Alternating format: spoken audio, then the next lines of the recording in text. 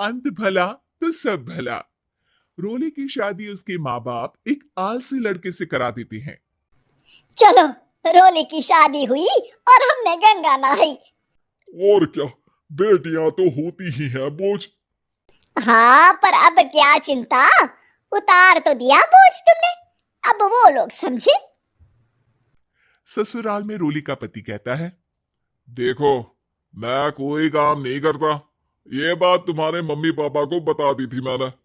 अब जो किराया आता है दुकान का, उसी से घर का गुजारा करना है।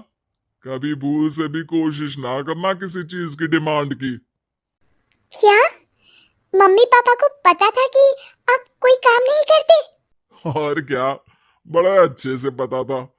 उन लोगों को तो तुम बोझ लगती थी, बोल रहे थे कि बस शादी कर लो और कोई मतलब नहीं है।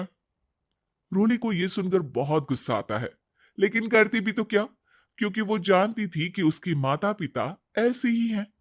जैसे तैसे रोली दिन काट रही थी। रोली को एक प्यारी सी बेटी होती है। धीरे धीरे वो बड़ी होती है और उसके साथ उसकी जरूरतें भी बढ़ती जाती है। सुनिए जी, अब तो सिम्मी बड़ी हो रही है, उसका स्कूल में दाखिला कराना है।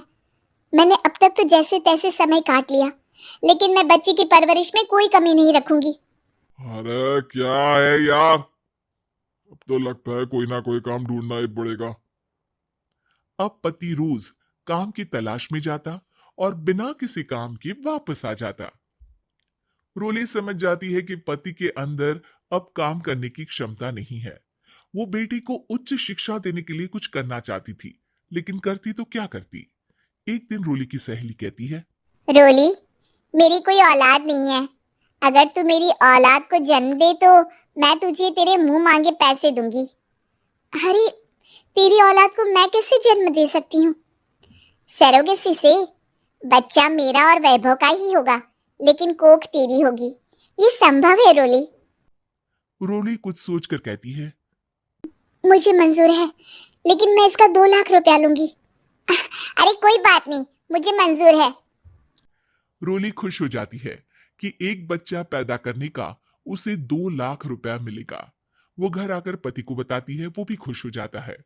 अब क्या था, डॉक्टर के पास जाकर सहेली का बच्चा रोली की कोख में पलने लगता है। मुझे 20,000 चाहिए मेरी बेटी के एडमिशन के लिए। हाँ हाँ ठीक है, मैं उसके एडमिशन से लेकर सारे खर्चे उसके अकाउंट में डाल रही हूँ। रोली की बेटी का एडमिशन हो जाता है। रोली को लगता है कि वो अब सब कुछ ठीक कर देगी। दिन और महीने आगे बढ़ते हैं। अब एक दिन, एक बात कहूँ जी, काश इस बच्चे को मैं रख पाती। मैं अब इससे काफी जुड़ गई हूँ। अरे यार, पता नहीं किसका बच्चा है, अपने पास है ना अपनी मुन्नी।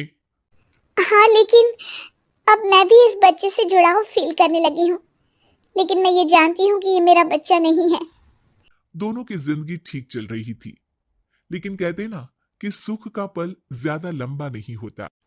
एक दिन रोली की सहेली का फोन आता है। रोली, मुझे अब ये बच्चा नहीं चाहिए, मैं अपने पति को छोड़ रही हूँ। अरे लेकिन मुझे पैसों की जरूरत है, बच्चा तुम्हारा है, मैं क्या करूंगी? सहेली बिना कुछ बोले फोन काट देती है, फोन स्विच ऑफ कर देती है। लेकिन रोली के जीवन का तूफान यही नहीं रुकता। रोली, मैं इतना भार नहीं उठा सकता। आज पढ़ाई का पैसा मांग रही हो, कल को शादी, कॉलेज और पता नहीं क्या क्या। मैं तुम्हें छोड़ रहा हूं, अपनी बच्ची उठाओ और निकलो इस घर से। अरे पर मैं कर तो रही हूँ ना बच्चे के लिए काम, आप आराम से रहिए ना। क्या काम कर रही हो, देख रहा हूं मैं। ये छोटा शहर है, यहाँ लोगों को बात बनाते वक्त नहीं लगता। तो मैं क्या करूं? ज्यादा पढ़ी लिखी नहीं हूँ, कैसे घर के खर्चे चलाऊं? और आप तो काम करना ही नहीं चाहते। हाँ, ना चाहता हूं और ना ही करूंगा। रोली को पति की बात पर काफी गुस्सा आ जाता है। ठीक है, अगर मेरे जीवन में संघर्ष ही लिखा है तो वही सही। इस वक्त पति होने के नाते आपको मेरा साथ देना चाहिए था, लेकिन नहीं, आपने तो इस हाल में मुझे घर से बाहर निकालने की बात कह डाली। देखो, ये सारी फालतू की बातों के लिए वक्त नहीं है मेरे पास।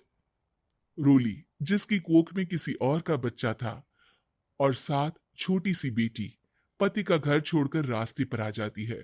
रोली के पास मायके के सिवा दूसरा कोई रास्ता नहीं होता। अरे रोली कैसी है? कितने दिनों के लिए आई है? हमेशा के लिए माँ। वो माँ को सारी बात बता देती है। ओए लड़की, इतनी हिम्मत का काम कर लिया। अरे ना, यहाँ कोई जगह नहीं है। तुम तो अपना बोरिया बिस्तर उठाओ और निकलो यहाँ से। रोली के पास अब मायके का रास्ता भी नहीं बचता।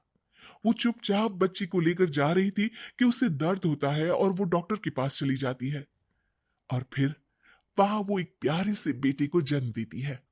कितना प्यारा है। कितने अभागे हैं इसके माँ बाप जो इसके पैदा होने पर भी नहीं है। तभी वहां डॉक्टर आ जाती है। रोली, बच्चे के पिता तुमसे मिलना चाहते हैं। आपका बहुत बहुत शुक्रिया।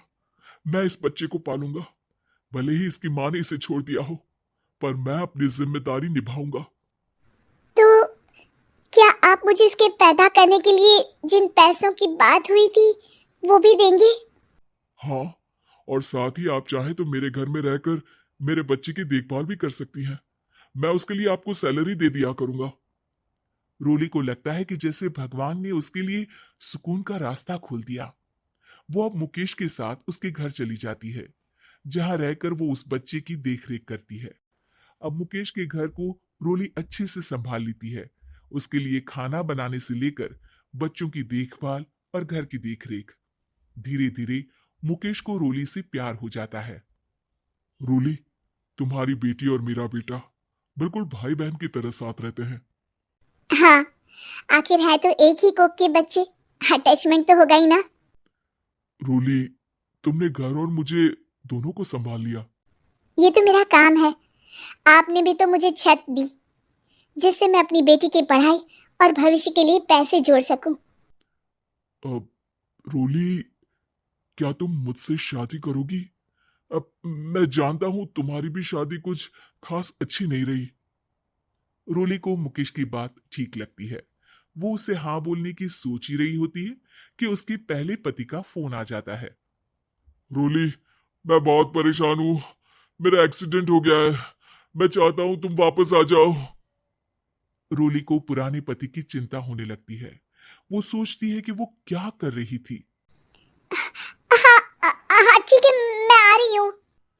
हाँ रोली, आ जाओ, लेकिन बच्ची को कहीं हॉस्टल में छोड़कर आना, क्योंकि मैं नहीं चाहता कि हम लोगों के बीच फिर से वो सारी बातें हो।